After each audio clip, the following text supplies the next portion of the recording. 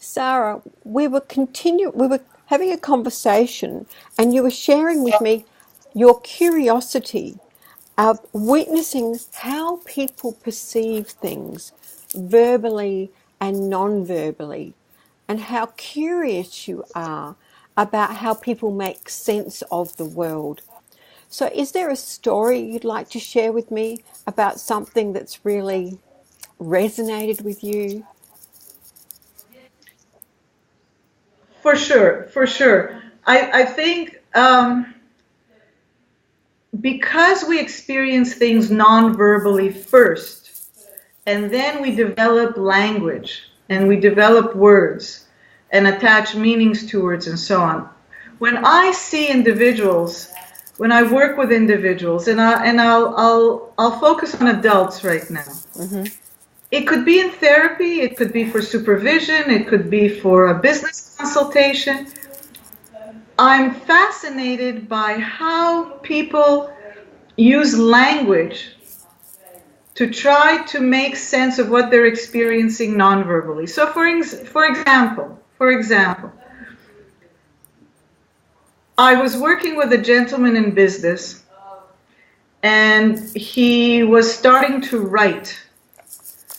And he said, Sarah, I'm very, very much interested in the senses, and I want to make sure that my writing comes across dynamically. Mm-hmm.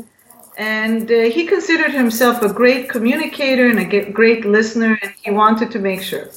So I was reading his work, and I mentioned what I would do. I said I would highlight all the words he used in relation to the senses, Mm-hmm. Mm-hmm. and to objectively give him information. And what happened? He was in shock.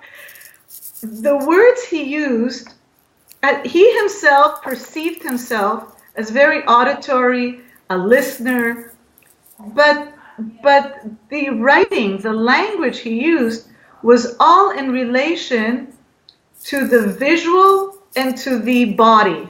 Uh-huh. And in fact, there was very little, very, very little related to the auditory. Mm-hmm. And he had a hard time accepting that. Mm-hmm. Mm-hmm. He had a hard time accepting. So the work we did was use instruments, and I'll tell you very, very quickly. I had him improvise. I had him choose the instruments he wanted. Mm-hmm. I had him improvise. I recorded his improvisation, Mm-hmm. and I had him listen back Mm-hmm. to his improvisation. And it was an eye-opener for him. He didn't realize, and it all was through a different sense, through the auditory sense, through listening, through producing sound. Mm. And then slowly but surely, he was able to integrate his natural visual sense with how he actually hears, and it made a significant difference of how he was able to talk with people. So it Wow. was very interesting to see his perception versus how he came across, and then finally integrating Integrate. and being able to make sense of it.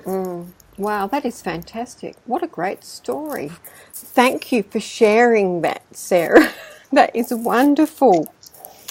So I'm going to say thank you very much, and we'll continue the conversation.